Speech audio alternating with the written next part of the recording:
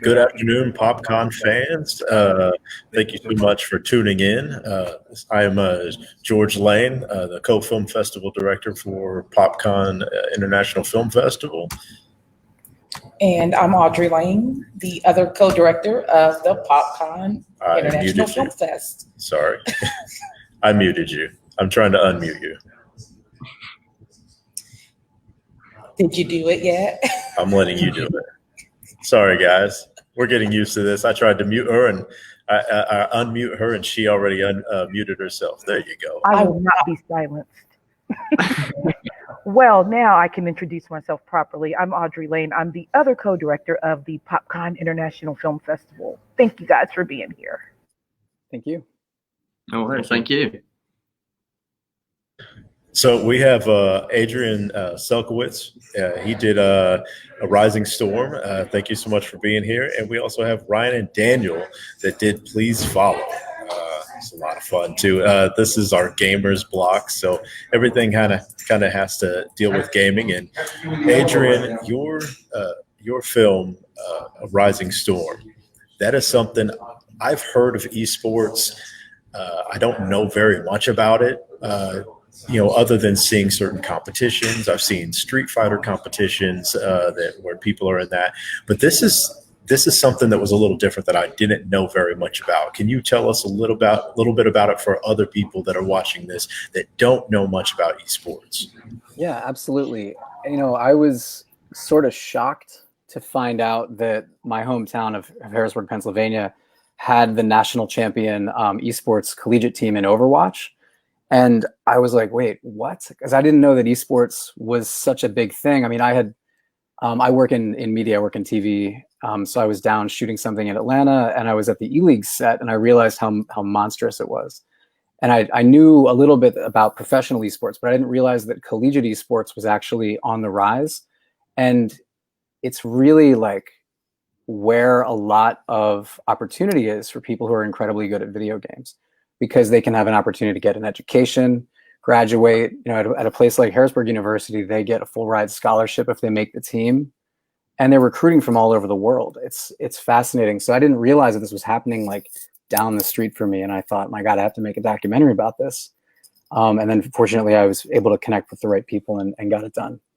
But it's amazing to watch the dedication that goes into it and how structured it is, and it gives everybody an opportunity to really be at their best level of gaming, because they get the same support that any other college athletic program would get. And I think that was the amazing part for me is I'm a substitute teacher, and I've periodically worked in some type of system with kids throughout the years on and off.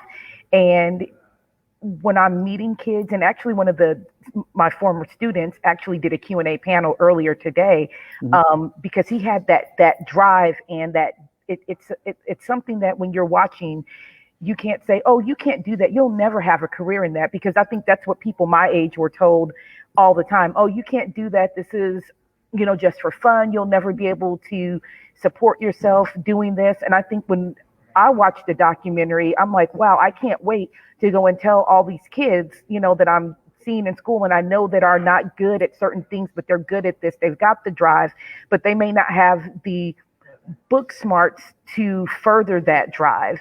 And I love that this program, like you said, it's a full scholarship, and the things you had them doing, making sure they're physically okay and making sure they do all these other things, because even just sitting here today doing Q&As, I just had to take a walk and kind of rub my neck and move around. So the physical part is there, but oh my gosh, this documentary just blew my mind. Which it was a nice segue for Please Follow, because then you take the other flip side of that, and it's still gaming. It's still, you've got all these challenges. Why did you guys make this movie? What was behind it? Because it's so relevant right now in any social media. Oh, Please Follow. Yes. Oh, yeah. we wanted to shed a light on how intense streaming is, and like how difficult it can be. And people only really see like what happens when the camera's on and when people are streaming. And I don't really see there's actually a person there, and there's like a person behind the camera, Mhm. So we kind of wanted to show that sometimes it's not easy, and it is like a really demanding job, basically. Mm. Yeah, agreed.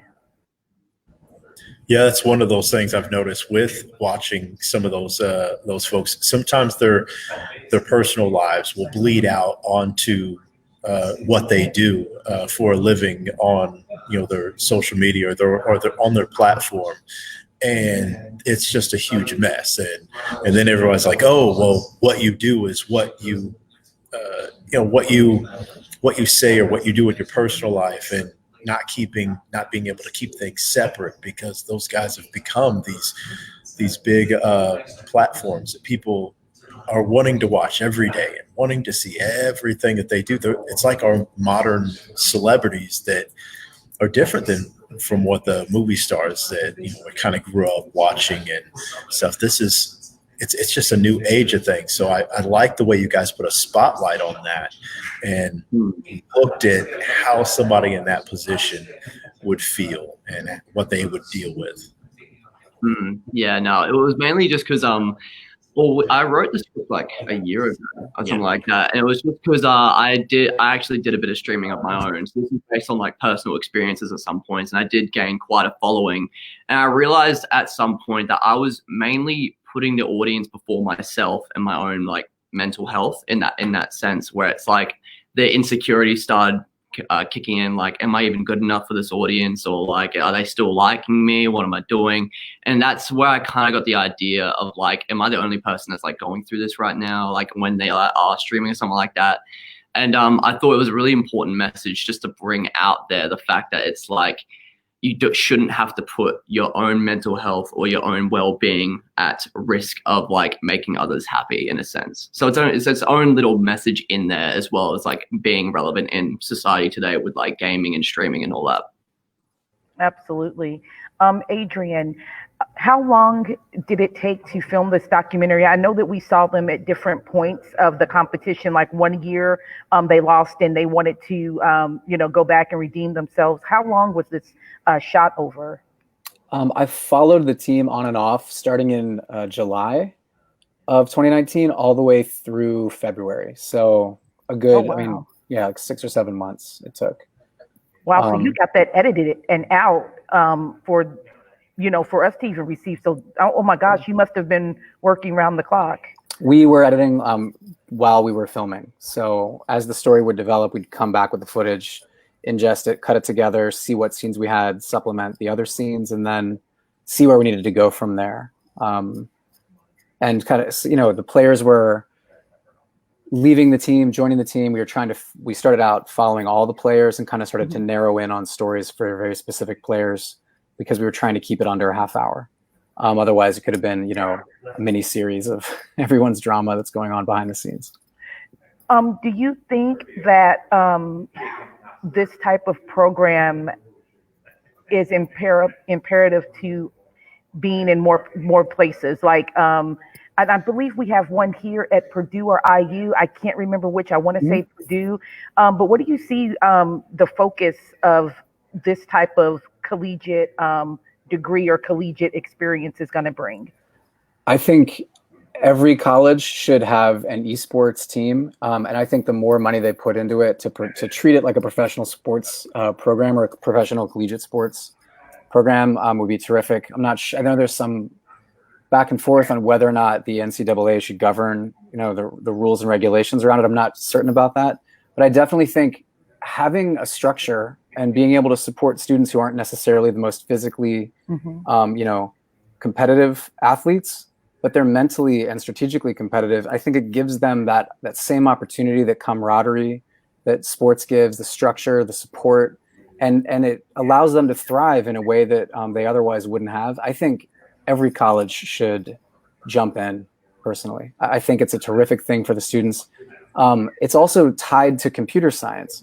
So they're playing these games, and there's such a world going on. Like, I know some of the people who've migrated from my industry to video games. They became level designers. They became writers, writing plot lines for, Halo television, or, instead of writing for films, they're writing for video games. And I just think behind the scenes too, there's so much going on with IT and tech and level design and gaming design and everything. And it allows people to enter into those career paths right out of college, and gives you the tools and the training to do that. So I just think it's a really smart move. I was really proud of Harrisburg University for being such early adopters of it and sort of like forging a path for collegiate esports. And I think it's going to continue to grow. And I don't think professional or collegiate esports is going to go anywhere. Is not going to go away anytime soon because of the type of people that it supports in their career and in their passions. Ryan and Daniel, had you heard of anything? Is there anything similar? Because you're in Australia, right? Do you guys have anything similar to that? Is there a place that you can go, that would allow you to showcase those skills and get an education at the same time? I'm not too sure in Australia. I haven't really looked into it. No. Would you have been interested if it were? Is that something that you would have went after? Well, I think there are a lot of I've got a lot of friends who are into gaming, and they do a lot of online gaming, and they try to enter competitions usually that are online in America. So I think that would be a really good opportunity in Australia for a lot of people that I know. Well, I'm saying that's the great thing about networking. Sometimes you don't know about things. I don't know if you guys caught the other short, Nurk, which was and he's from here in Indiana. He's a competitive drone player. And I didn't even know I liked competitive drone racing until I saw that. I was just like, this is amazing. That someone can take that and have the skill and the vision, and control a drone going underneath a moving train or speeding. I mean, it was mind blowing. So when we put this block together, it was just like, this is perfect. You've got your film, Ryan and Daniel, that really showed the other complexities of if you do too much without having a balance to life. And Adrian, even yours was saying, hey, you can do this. This is what's going to be presented to you, but you still have to balance. You still have to work. You still have to do all these things to be successful. And I think for younger people that have the opportunities that we didn't have and all of these career paths, that this was really an educational block as much, from my perspective, a teaching block, but with entertainment. What are you guys working on next? What is it? Well, we're kind of working a bit away from the gaming side now, but I am looking on a follow-up to, do we say it? I don't even know. I guess we could. I'm looking at expanding Please Follow because we're treating Please Follow as a proof of concept right now, and now I'm actually expanding it into a feature film, which I'm very excited to be doing. Actually, I've been in the process of it for the past 3 months now. I'm still in the working process of it, but it's mainly just like a passion project at this moment because Please Follow was mainly just a university project for us. And hopefully by then we got more inspired into actually creating the story that we wanted to tell. And then after that, I was like, I want to take this further. So that's currently what I'm working on with that, and I'm going to have him as director for that one. Yeah, pretty much that's what we've got. Awesome, that sounds good. Adrian, same question. Do you have anything that's coming up next? Are you going to do some more of this stuff, or are you going to go in a different direction? I would love to do a follow-up on the team with Harrisburg University and just see where they're going. I mean, right now, this weekend, they're beginning the playoffs for the national championship for Overwatch. So I'm going to jump over and watch that right after this block and go back and forth between this, them and PopCon. But right now I'm actually working. I've moved out of following video gamers, and I'm doing a documentary about art conservation for the University of Pittsburgh. They discovered a painting in a warehouse that is like a famous Renaissance painting from Italy, and it's enormous. And this local art conservationist in Harrisburg is meticulously putting it back together and conserving it. So I'm following that process for them. And then also we do a lot of television development. So I'm working on several different television concepts that we're taking out to the market, scripted and unscripted. And hopefully we'll get one of those lit up here in the fall. And when the pandemic lifts, we'll be able to go actually back on set together and figure out a nice way to make those shows. Awesome. And Adrian, where would people be able to find you if they're interested in, maybe working with you or following any of your next projects? Like, where can they get on with you? I'm very accessible through cowboybearninja.com. If you email the link there, it comes right to us. We're a small company. So again, cowboybearninja.com is the best way to get a hold of me. I don't recommend LinkedIn. I have a page, but it's really just, I, for some reason, haven't checked it in like 6 months. So Cowboy Bear Ninja is the place to find me. All right. And Ryan and Daniel, you guys the same. Where can people get a hold of you if they're wanting to connect with you? I'm usually checking my LinkedIn every now and again. Yeah, same here. I've also got a website called ryan-film.com.